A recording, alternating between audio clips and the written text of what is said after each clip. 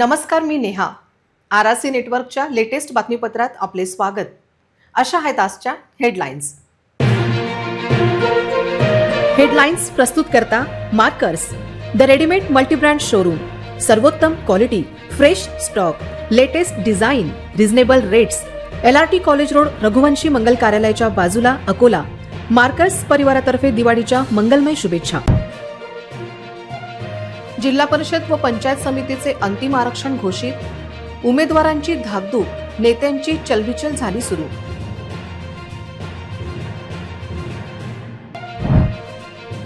विजेत्याच्या महिला क्रिकेट खेळाडूंचे अकोलेकरांनी केले स्वागत. विविध क्षेत्रातील महिला खेळाडूंची मान उंचावली.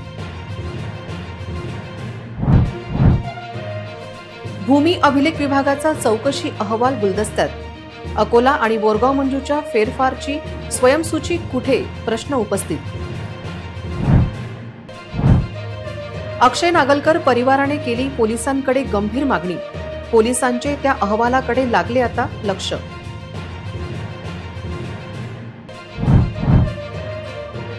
जिल्हा परिषदेबरोबर 7 पंचायत समितींचे आरक्षण घोषित. घोषित आरक्षणाचे राजकीय नेत्यांच्या तयारीला येणार वेग.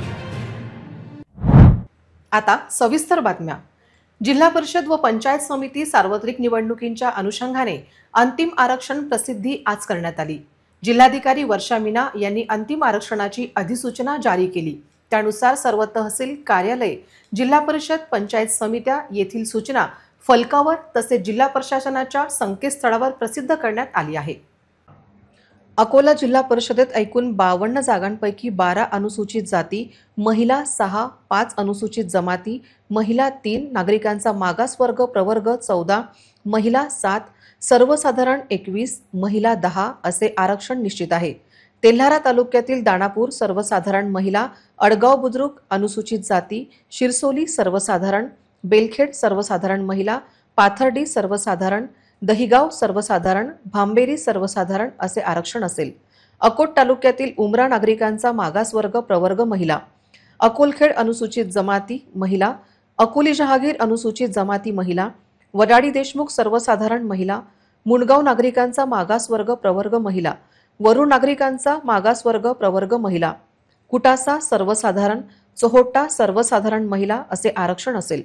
मूर्तिजापूर तालुक्यातील लाखपुरी अनुसूचित जाती, शेलूबाजार अनुसूचित जाती, कुरुम सर्वसाधारण, माना सर्वसाधारण महिला, शिरसो अनुसूचित जाती, हातगाव नागरिकांचा मागासवर्ग प्रवर्ग महिला, कानडी अनुसूचित जाती महिला असे आरक्षण असेल.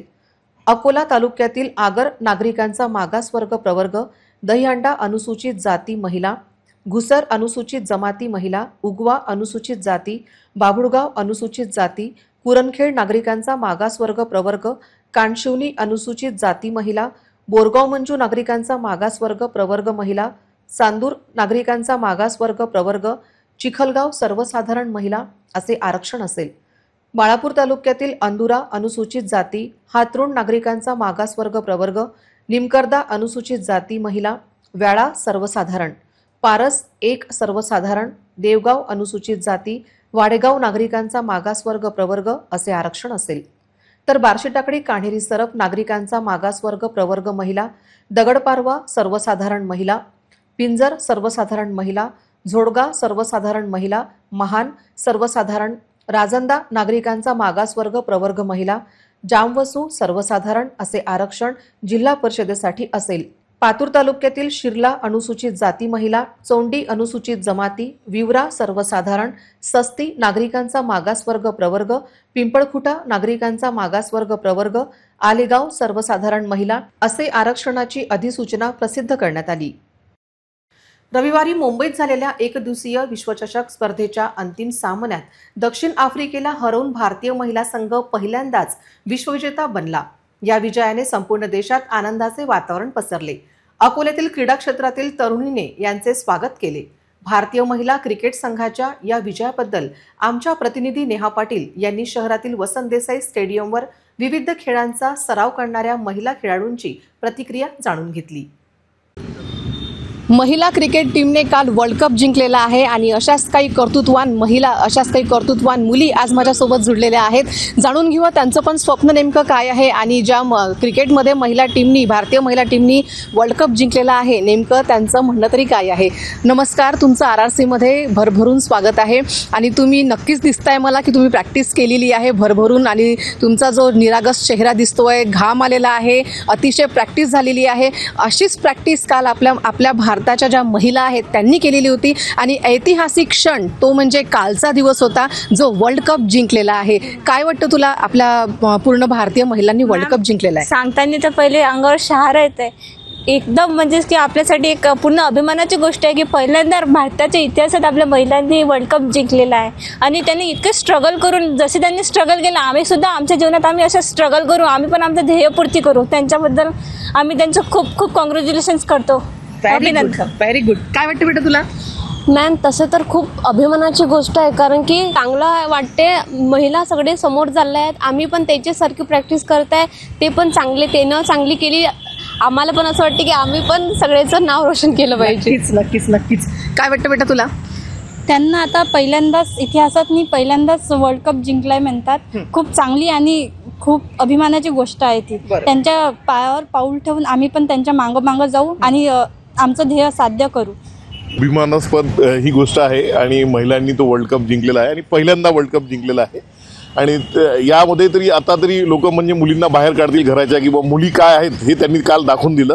आणि आजकाल म्हणजे अशी परिस्थिती आहे आपल्या अकोला सिटीमध्ये किंवा महाराष्ट्रामध्ये तरी, की आजकाल मुलींना बाहेर काढत नाहीत घराच्या, मुलगीला कमजोर समजतात किंवा काय, तर ह्या गोष्टी आता समजतील नाही. आणि ते म्हणजे एक काहीतरी खूप मोठं कामगिरी केलेली आहे आणि खूप मोठं कौतुकास्पद असं हे आहे की त्यांनी तो वर्ल्ड कप जिंकलेला आहे. आणि तो पहिला वर्ल्ड कप आहे विशेष म्हणजे. आणि खूप चांगली खेळली पूर्ण इंडियन टीम जी आहे ती पूर्ण खूप चांगली खेळली. म्हणजे एक गोष्ट पाहिली मी काल पूर्ण मॅच पाहताना, त्यामध्ये प्रत्येकाचं पूर्ण 100% दिले आणि ते मॅच जिंकली. सध्या आपण वसंत देसाई स्टेडियम या मैदानावरती आलेलो आहोत आणि तुम्ही बघू शकता या स्टेडियमवरती असंख्य मुलं आणि मुली प्रॅक्टिस करतात आणि काही तरुण जे आहेत ते मॉर्निंग वॉकसाठी सुद्धा इथे येतात. पण या मैदानाची अवस्था तुम्ही बघू शकता. माझे कॅमेरा पर्सन तुम्हाला सगळीच याची व्यवस्था दाखवणार आहे. इथली दुरावस्था म्हणजे इथे साचलेलं पाणी आणि चिखल. इथे अक्षरशः थोडी वाळूची गरज आहे, जी की इथे नाही आहे. चिकण माती आहे इथे. त्या चिकण मातीमुळे मुलं आणि मुली स्लिप होण्याची पण जास्ती शक्यता आहे. तरीसुद्धा या अशा अवस्थेत काहीतरी आपण जे स्वप्न अचीव केलेलं आहे त्या स्वप्नांना आपल्याला मार्गी लावायचं आहे. पाऊस असो, पाणी असो, काहीही असो, तरी पण इथे मुलं तुम्हाला दिसत आहेत. आमचे कॅमेरा पर्सन तुम्हाला दाखवत आहेत की बाजूला इथे जेही मुलांनी आता ट्रेनिंग केलेलं आहे, जेही प्रॅक्टिस केलेली आहे, ती संख्या तुम्हाला इथे दिसते आहे. इथे पडले तरी मुलं उठत आहेत आणि पुन्हा आपली प्रॅक्टिस अगदी जोमाने सुरू करतायत. पण याची दखल जी वसंत देसाई स्टेडियम हा अकोल्याचा मेन पॉईंट आहे. मुलं आणि मुली इथे त्यांची प्रॅक्टिस करायला येतात. आता या वसंत देसाई स्टेडियमची दुरावस्था तुम्ही बघितलेली आहे. याची दखल नेमकं मात्र घ्यायला पाहिजे. संपूर्ण मैदानाची जेही दुरावस्था आहे ते आमच्या कॅमेरा पर्सननी तुम्हाला दाखवलेली आहे. मी नेहा पाटील, कॅमेरा पर्सन पवन इंगडे सोबत, RRC न्यूज, अकोला. गेल्या अनेक दिवसांपासून सुरू असलेली भूमी अभिलेख विभागाची चौकशी गुंडाळल्याची माहिती असून चौकशी समितीच्या अहवालाचे काय असा प्रश्न उपस्थित होत आहे. दरम्यान भूमापकांवर कारवाई झाल्यास ते वरिष्ठांच्या तोंडी आदेशाची पोलखोल करण्याची तयारी करत असल्याची धक्कादायक माहिती समोर आली आहे. अकोला शहर आणि बोरगाव मंजूच्या 60 फेरफार प्रकरणात वरिष्ठांना गावकऱ्यांनी काय तक्रारी केल्या याची चर्चा विभागात असून काही प्रकरणाची स्वयंसूची गायब असल्याची धक्कादायक माहिती प्राप्त झाली आहे. तर संबंधितांना कागदपत्रे तत्काळ सबमिट करण्याचे आदेश वरिष्ठांनी दिल्याची माहिती प्राप्त झाली आहे. चौकशी समितीने भूमापकांना व इतरांना दोषी ठरवल्यास ते वरिष्ठांवर उलटण्याची शक्यता व्यक्त केली जात आहे. चौकशी समितीचा अहवाल मॅनेज होतो की वस्तुनिष्ठ अहवाल समोर वरिष्ठांना दिला जातो याकडे सर्वांचं लक्ष आहे. अनेकांवर कारवाईची टांगती तलवार पाहता आता विभागात अंतर्गत कुरघोडीचे राजकारण सुरू झाले आहे. बोरगाव मंजू येथे अनेकांना नोटीस दिल्या गेल्या नाही.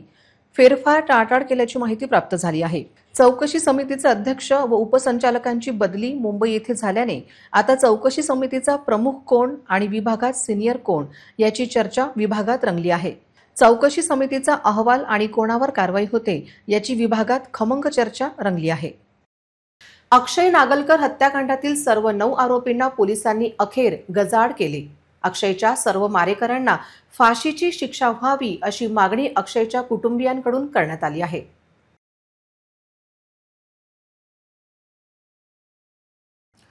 नागलकर कुटुंबातील एक मुलगा सध्या तुरुंगात असून दुसऱ्या मुलाची निर्घृण हत्या झाल्याने संपूर्ण कुटुंबावर दुःखाचा डोंगर कोसळला आहे. दोन्ही कमावते पुत्र गमावल्याने कुटुंबावर उपजीविकेचे संकट ओढवले आहे.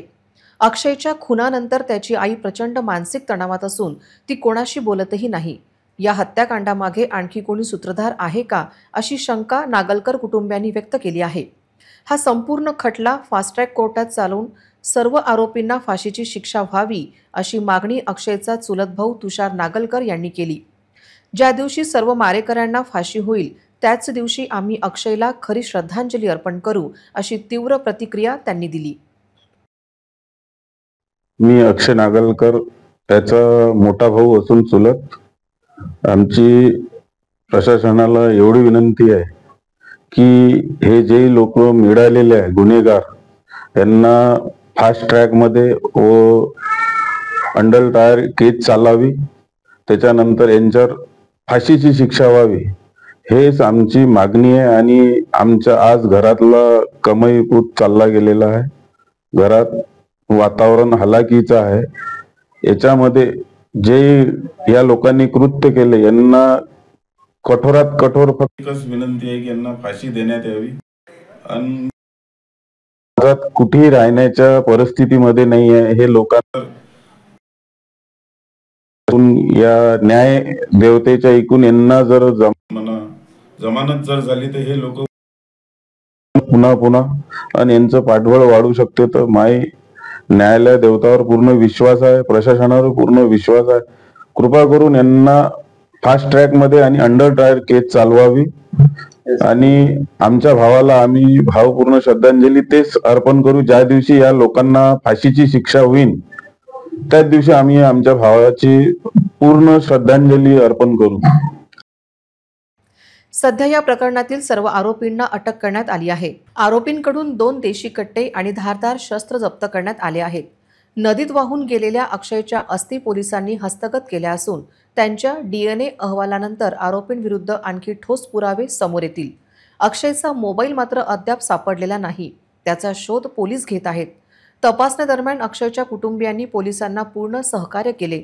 सर्व आरोपींना कठोर शिक्षा मिळावी यासाठी पोलीस प्रयत्नशील आहेत.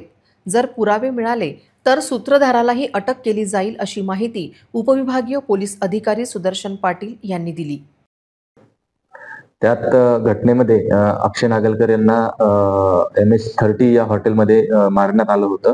तिथून मोरगाव भाकरे गावच्या शिवारामध्ये एका शेतामध्ये शेडमध्ये त्यांना जाळून त्यांची जी अस्थी आणि उर्वरित राख वगैरे होती ती नदीमध्ये टाकून ते डिस्पोज केली होती आरोपींनी. तर हा अतिशय चॅलेंजिंग हा तपास होता. याच्यामध्ये कुठलाही पुरावा आमच्याकडे नव्हता आणि त्याच्यामध्ये डेड बॉडी सगळ्यात महत्वाची असते 302च्या तपासामध्ये, परंतु ती डेड बॉडी सुद्धा आमच्याकडे नव्हती. आणि तपासादरम्यान मग एक क्लू आम्हाला मिळत गेले आणि सर्वप्रथम आम्हाला मृतकाची अस्थी आणि जे झालेलं जे सगळं साहित्य होतं ते आम्हाला रिकव्हर झालं आरोपींकडून. त्यानंतर ज्या कोयत्याने वार करण्यात आला होता तो कोयता देखील रिकव्हर करण्यात आला.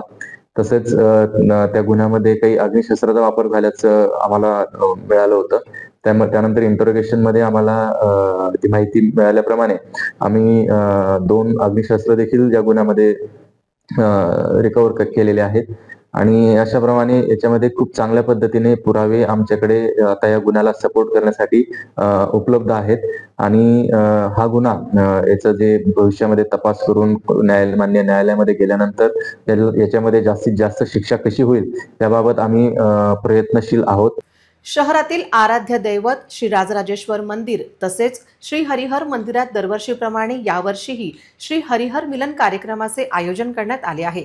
गत वर्षाप्रमाणे यंदाही हा सोहळा मोठ्या श्रद्धेने मध्यरात्री साजरा केला जाईल. हिंदू संस्कृतीमध्ये अत्यंत पवित्र मानल्या जाणाऱ्या या हरिहर मिलन सोहळ्यात भगवान महादेव आणि भगवान विष्णू यांची एकाच वेळी पूजा केली जाते. हा उत्सव कार्तिक महिन्यातील शुक्ल पक्षाच्या चतुर्थीला साजरा केला जातो. हा दिवस भगवान विष्णू आणि वैकुंठ धामाशी जोडलेला आहे. हरिहर मिलन या उत्सवाच्या निमित्ताने श्री राजराजेश्वर मंदिर परिसरात आकर्षक विद्युत रोषणाई करण्यात आली आहे आणि रात्री शेकडो दिवे लावले जातील. दरवर्षी मोठ्या संख्येने भाविक हा कार्यक्रम पाहण्यासाठी श्री राजराजेश्वर मंदिरात येतात. रात्री जयहिंद चौक येथील श्री लक्ष्मीनारायण मंदिरापासून राजराजेश्वर मंदिरापर्यंत भव्य शोभायात्रा काढण्यात येईल. श्री हरिहर मिलन झाल्यावर श्री राजराजेश्वर मंदिरात महाआरती केली जाईल. श्री राजेश्वर मंदिराप्रमाणेच हरिहरपेठ क्षेत्रातील एकमेव श्री हरिहर मंदिरातही हरिहर मिलन कार्यक्रमाचे आयोजन केले जाते. श्री हरिहर मंदिरात दूरदूरून भाविक रात्री उशिरापर्यंत दर्शनासाठी येतात. श्री हरिहर मंदिरातही हरिहर मिलनाची संपूर्ण तयारी झाली आहे. संपूर्ण मंदिरावर आकर्षक विजेची रोषणाई करण्यात आली आहे. मंदिर परिसरात रात्रीच्या वेळी आकर्षक रांगोळ्या काढून त्यावर शेकडो दिवे लावल्यानंतर दोन्ही मंदिराचे दृश्य अत्यंत विलोभनीय होते. देशमुख महिला मंडळ द्वारा भूमी ग्रुपची मासिक सभा हॉटेल सेंट्रल प्लाझा येथे 31 ऑक्टोबरला महिला सदस्यांच्या उपस्थितीत अत्यंत उत्साहात पार पडली. कार्यक्रमाच्या अध्यक्षा राजश्रीताई यांच्यासह उपाध्यक्षा नैनाताई, सचिव स्वप्नालीताई, कोषाध्यक्ष प्रतिभाताई, ज्येष्ठ सल्लागार कविताताई, तर प्रमुख पाहुण्या डॉक्टर सौ अस्मिताताई, ग्रुप लीडर सौ मनीषाताई जयंत, तसेच आरआरसीच्या संचालिका कल्पनाताई आणि कोषाध्यक्षा सीमाताई यांची विशेष उपस्थिती लाभली. देशमुख महिला मंडळाच्या मासिक सभेची सुरुवात प्रमुख पाहुण्यांच्या हस्ते दीप प्रज्वलनाने झाली. सूत्रसंचालन शारदाताई आणि वंदनाताई यांनी केले.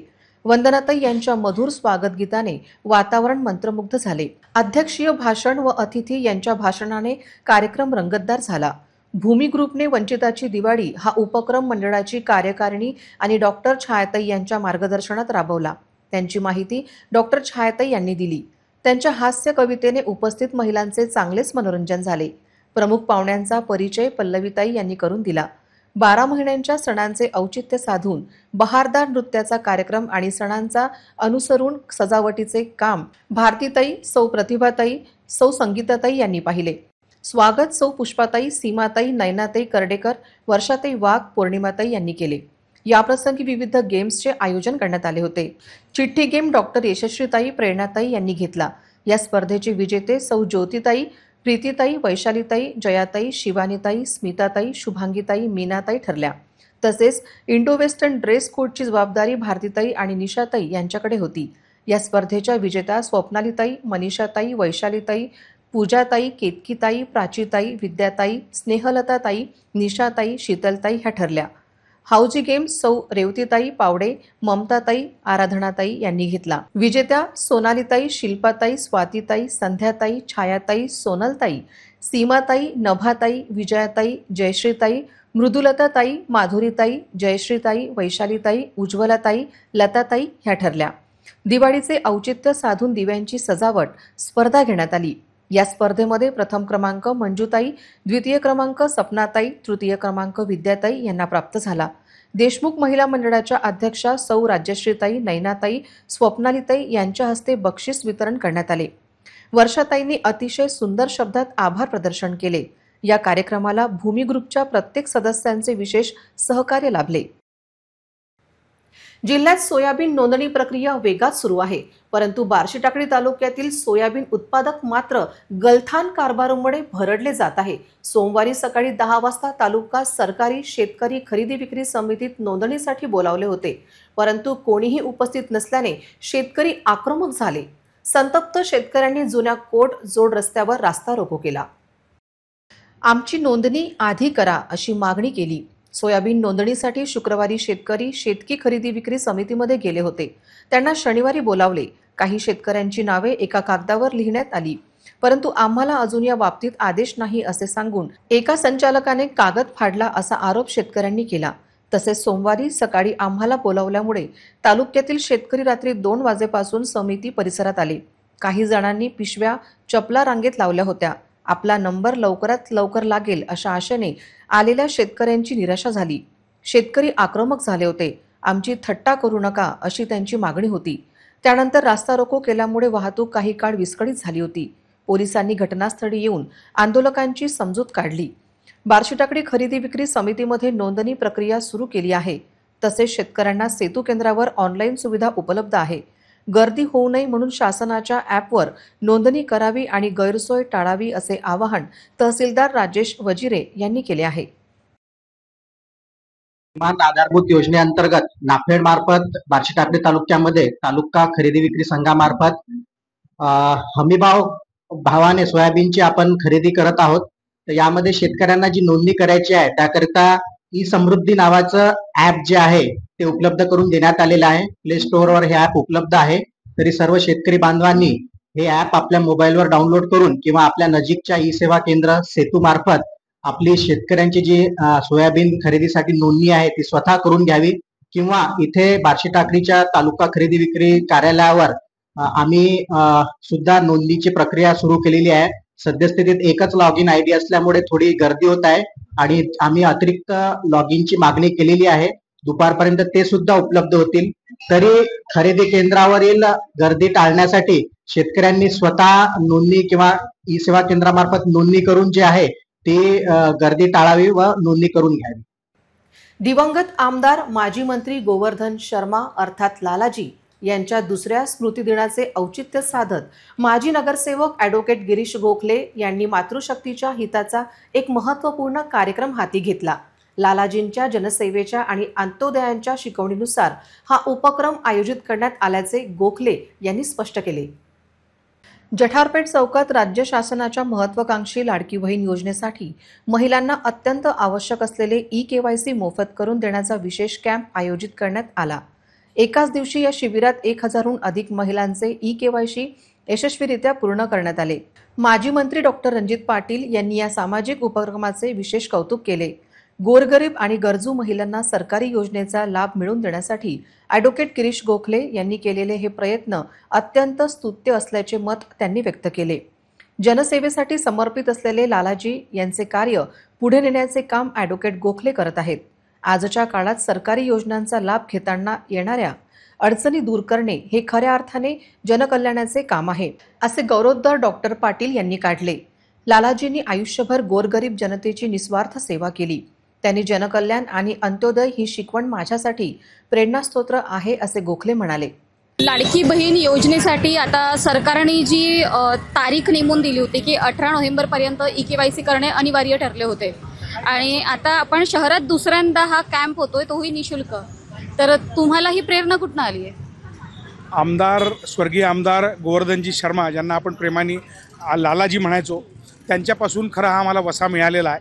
लोकांची कामं जी त्यांना अडचणीची असतात ती आपल्या माध्यमातून कशी सुटसुटीत आणि सोयीची होतील या उद्देशाने खरं आम्ही त्यांच्या दुसऱ्या पुण्यतिथीनिमित्त हा लाडक्या बहीण योजनेंना जो इथे आत्ता अडथळा निर्माण झाला आहे की KYC नसल्यामुळे अनेक लाभार्थ्यांना त्याचा लाभ मिळत नाही आणि KYC पूर्ण करण्याकरता जेव्हा ते सेतू केंद्रावर आणि इतर ठिकाणी त्या सेंटर्सवर जातात, मोठ्या मोठ्या रांगा असतात, तिथे बसायची व्यवस्था नसते, तासोनतास कधी चालत नाही, त्यांना थांबावं लागतं, पिण्याचं पाणी उपलब्ध नसतं. तर या सगळ्या समस्यांना आपल्या बहिणींना तोंड देण्याचं काम पडू नये असा उद्देश आम्ही डोळ्यासमोर ठेवून 3 नोव्हेंबर ते 18 नोव्हेंबर या कालावधीमध्ये जठारपेठ चौक आणि आमच्या या पूर्व भागातल्या इतर परिसरामध्ये पण 2-2 दिवसाच्या अंतराने हा कॅम्प आयोजित करणार आहे. हा कॅम्प आज जो इथे आयोजित झाला हा 100% निशुल्क आयोजित करण्यात आलेला आहे आणि त्याचा मुख्य उद्देश हाच आहे की जो आमच्या लाडक्या बहिणींना लाभ सरकारकडून मिळतो आहे तो लाभ जसा निशुल्क मिळतो आहे त्याच्याकरता पूर्तता करण्याकरता सुद्धा कुठल्याही प्रकारचा शुल्क व अडचण त्यांना आली नाही पाहिजे, ती दूर झाली पाहिजे, हा उद्देश डोळ्यासमोर ठेवून आम्ही हा कॅम्प आयोजित केला आहे. सर्व लाडक्या बहिणींनी इथे चांगला प्रतिसाद दिला आहे. हा कॅम्प इतरसुद्धा भागांमध्ये होईल. आपल्या माध्यमातून मी आमच्या लाडक्या बहिणींना आव्हान करू इच्छितो की ज्या ज्या भागांमध्ये 3 नोव्हेंबर ते 18 नोव्हेंबर हा कॅम्प होणार आहे त्यांनी याचा निश्चित लाभ घेतला पाहिजे. किती महिलांनी याचा लाभ घेतला आणि किती KYC करून झाले आहेत? सकाळपासून आपण जर आत्ता जो काही रजिस्टरमधून मी आकडा घेतला आहे तर जवळपास 250 महिलांनी इथे त्यांचे डिटेल्स आणि कागदपत्र दिल्यात. त्यापैकी आत्ता साधारणतः 70 ते 72 लोकांची KYC आपण पूर्ण करू शकलो आहे आणि येणाऱ्या या 18 तारखेपर्यंत जास्तीत जास्त जे लोक इथे येतील, संपर्क साधतील, त्यांचे 100% आम्ही KYC पूर्ण करून देऊ असं आश्वासन मी आपल्या माध्यमातून आमच्या लाडक्या बहिणींना देऊ इच्छितो. लालाजींच्या दुसऱ्या स्मृतिदिनानिमित्त कोणताही दिखावा न करता थेट गरजू महिलांना लाभ मिळवून देणारा हा उपक्रम आम्ही हाती घेतला. ई-केवायसीच्या या यशामुळे अनेक महिलांना लाडकी बहीण योजनेचा त्वरित लाभ मिळण्याचा मार्ग सुकर झाला आहे. ॲडव्होकेट गोखले यांच्या यशस्वी योजनेमुळे हा कॅम्प सुरळीत पार पडला आणि परिसरातील महिलांनी या सेवेबद्दल त्यांचे आभार मानले. ई-केवायसीची सोय गिरीश गोखले यांनी केल्याबद्दल मातृशक्तीने देखील गोखले यांचे कौतुक केले. केवायसी काय हाच प्रश्न आम्हाला पडला होता, तो गोखले यांच्या टीमने अतिशय सोप्या पद्धतीने सोडविला. लाडक्या बहीण योजनेसाठी केवायसी कॅम्प आयोजित केल्याबद्दल महिलांनी उत्स्फूर्त प्रतिसाद या कॅम्पला दिला. हा कॅम्प यशस्वी करण्यासाठी स्वतः गिरीश गोखले, डॉक्टर स्नेहा गोखले, मोनिका लहाने, मोनिका मोहिते, कल्याणी भडांगे, नम्रता पाटील, प्रेरणा पवार, शुभांगी शुक्ला, पूनम गोरे, आशिष गोरे, निलेश पवार, दीपक शुक्ला, प्रसाद मोहिते, परिमल पाटील लहाने, सतनाम सिंग रोहेल, राहुल धनबर, देविदास इंगडे, गणेश शिरसाट, अश्विन झोपे व जठारपेठ चौकातील स्वराज्य मित्र मंडळाचे सर्व सदस्य उपस्थित होते. याआधी जेव्हा तुम्ही सेतू केंद्रावर केवायसी करायला गेल्या होता तेव्हा तुम्हाला कुठच्या समस्यांचा सामना करावा लागला होता? आम्हाला खूप वेळपर्यंत लाईनमध्ये उभं राहावं लागलं आहे आणि नंतर लाईनमध्ये उभं राहिल्यावरही आमचं केवायसी झालं नाही आणि आम्हाला परत यावं लागले. ज्या तांत्रिक अडचणी येत होत्या येत होत्या ते म्हणजे कधी हे वेबसाईट बंद होत होती.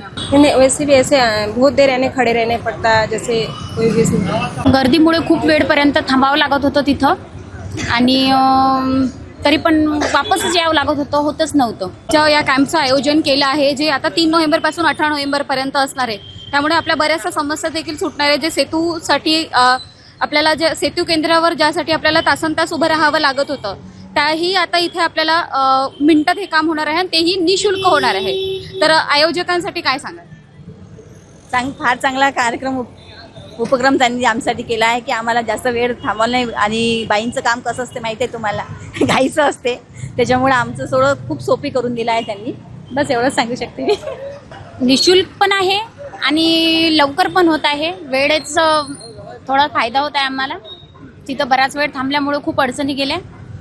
माझं नाव प्रिया देविदास येवले. मी इथे लाडकी बहीण योजनेची ई-केवायसी करायला आले होते.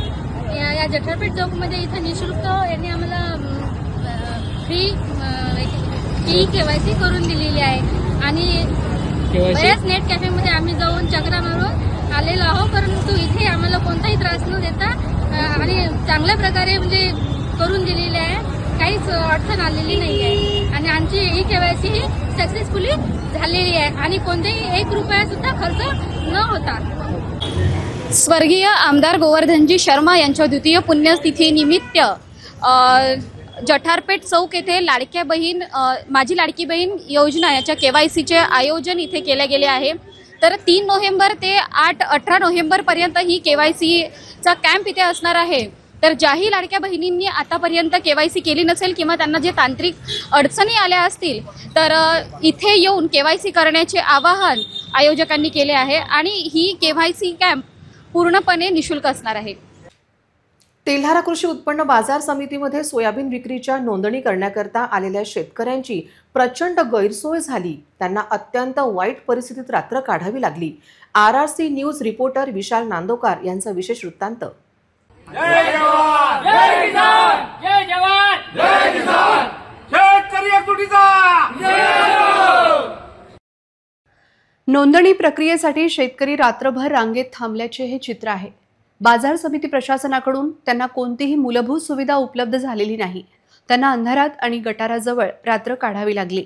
यामुळे शेतकऱ्यांनी तीव्र संताप व्यक्त केला आहे. बाजार समिती परिसरात पुरेशी प्रकाश व्यवस्था नाही, तसेच पिण्याचे पाणी, बसण्याची व्यवस्था किंवा शौचालयाची सोय याचा पूर्ण अभाव आहे. काही शेतकऱ्यांना तर पावसाळ्यामुळे चिखलातच रात्र जागरण करावे लागले. या दयनीय अवस्थेवर स्थानिक शेतकरी संघटनांनी तीव्र नाराजी व्यक्त केली आहे. त्यांनी प्रशासनाकडे तातडीने उपाययोजना करण्याची मागणी केली आहे, ज्यात शेड, दिवे, पिण्याचे पाणी आणि स्वच्छतेची व्यवस्था यांचा समावेश आहे.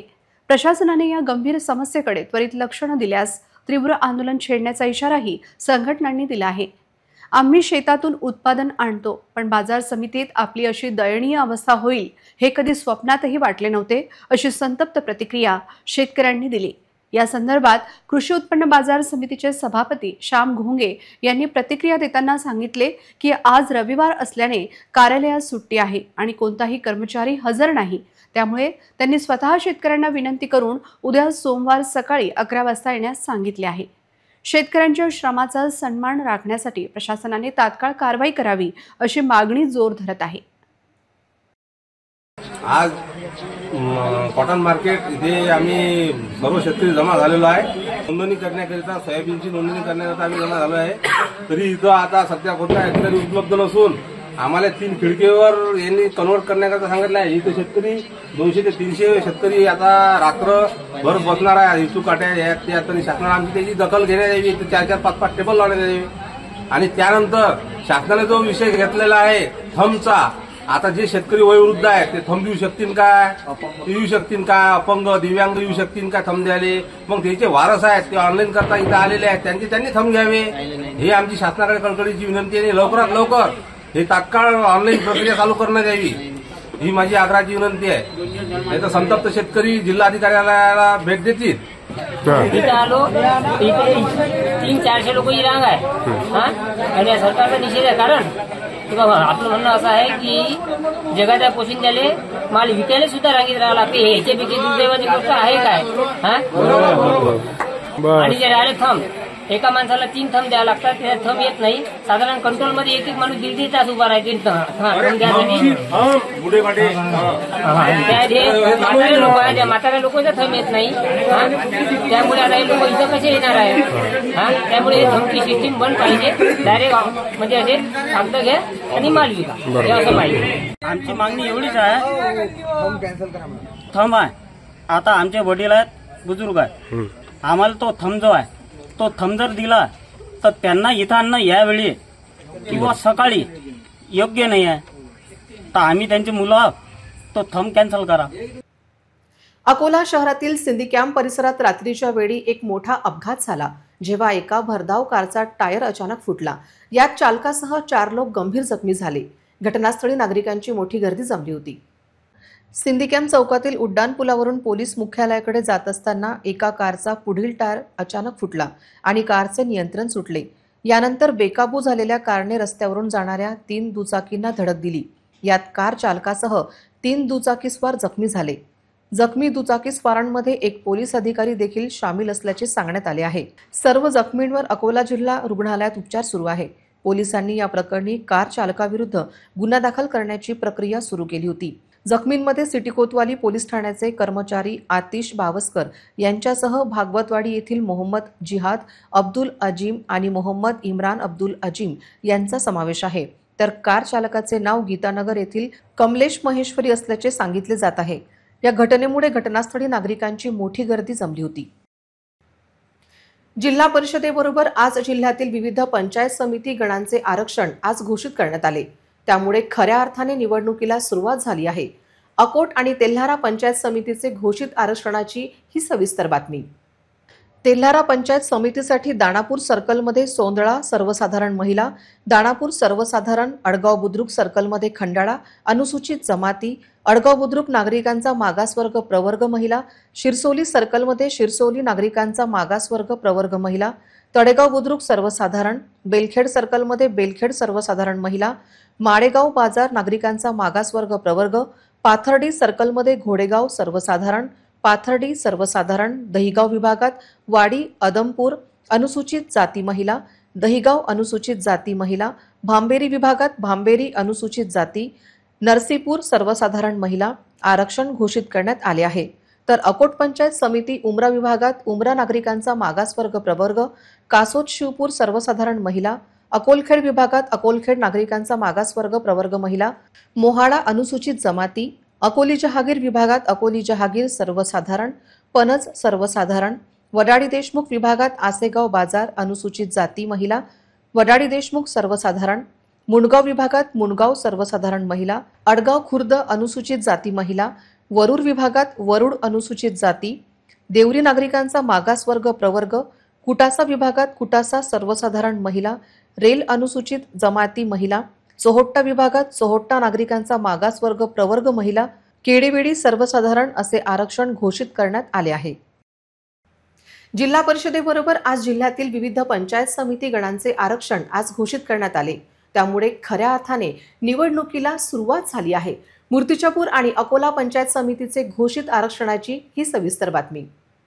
मूर्तिजापूर पंचायत समितीच्या लागपुरी विभागात भटोरी अनुसूचित जमाती, लागपुरी अनुसूचित जाती स्त्री, शेलू बाजार विभागात पोट्रा अनुसूचित जाती स्त्री, शेलू बाजार अनुसूचित जाती, कुरुम विभागात कुरुम नागरिकांचा मागासवर्ग स्त्री, कवठा सोपीनाथ सर्वसाधारण स्त्री, माना विभागात माना सर्वसाधारण स्त्री, जामठी बुद्रुक नागरिकांचा मागासवर्ग स्त्री, शिरसो विभागात शिरसो नागरिकांचा मागासवर्ग प्रवर्ग, जांबा बुद्रुक अनुसूचित जाती, हातगाव विभागात हातगाव सर्वसाधारण, उमरी सर्वसाधारण, कानडी विभागात धोत्रा शिंदे अनुसूचित जाती स्त्री, कानडी सर्वसाधारण असे आरक्षण घोषित करण्यात आले आहे.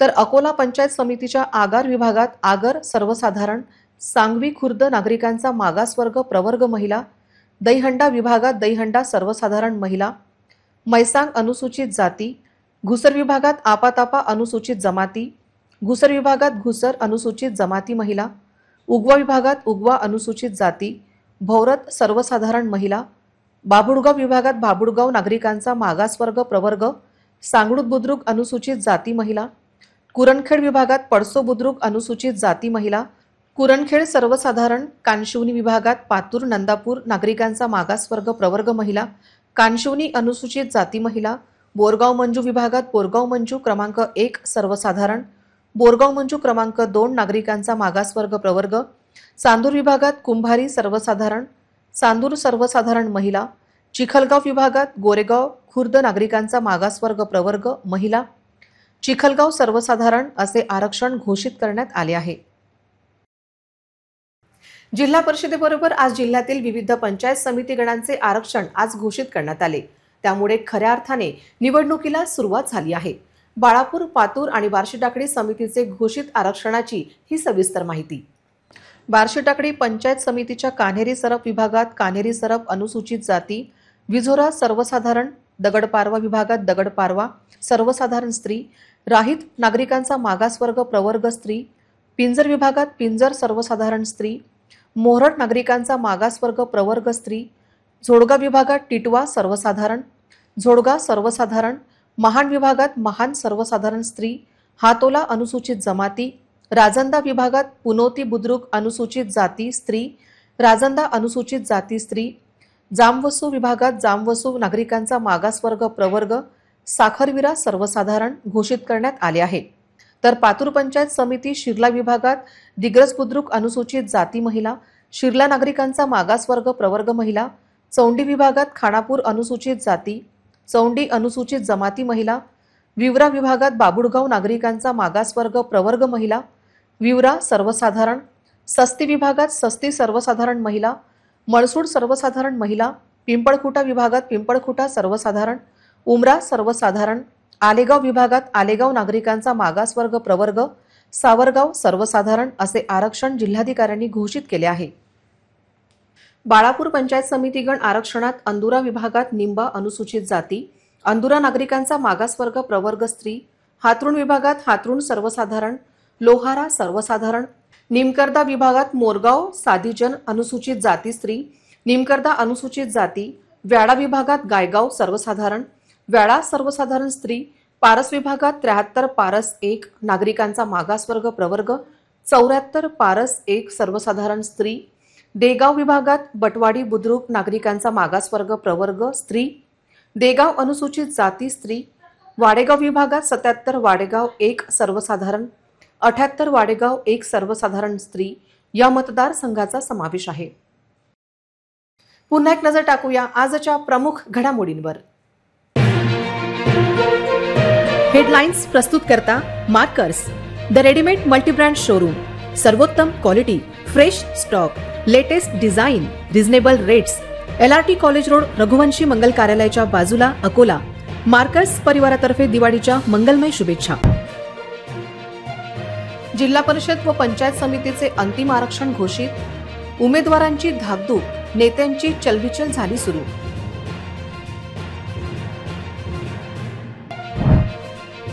विजेत्याच्या महिला क्रिकेट खेळाडूंचे अकोलेकरांनी केले स्वागत.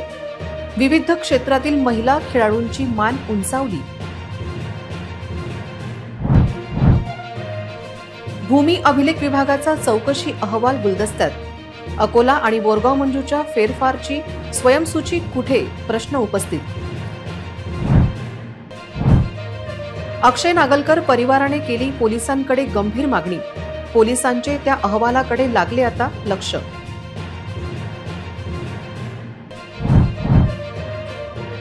जिल्हा परिषदेबरोबर 7 पंचायत समितींचे आरक्षण घोषित आरक्षणाचे राजकीय नेत्यांच्या तयारीला येणार वेग. बातम्यांसाठी तुम्ही पाहत रहा RRC news. 2,40,000 दर्शकांनी RRC digital Akola हे यूट्यूब चॅनल सबस्क्राईब केले आहे. तेव्हा तुम्ही कसली वाट पाहत आहात? तुम्ही पण सबस्क्राईब करा आणि बेल आयकॉन क्लिक करत RRCच्या बातम्या निरंतर पहा. तुमच्या मोबाईलवर नोटिफिकेशन मिळवण्यासाठी सबस्क्राईब करा RRCचे हे यूट्यूब चॅनल. लाईक आणि फॉरवर्ड करा RRC डिजिटल अकोलाचे हे न्यूज बुलेटिन. पुन्हा भेटूया लेटेस्ट बातम्यांसह नवीन बातमीपत्रात. तोवर नमस्कार.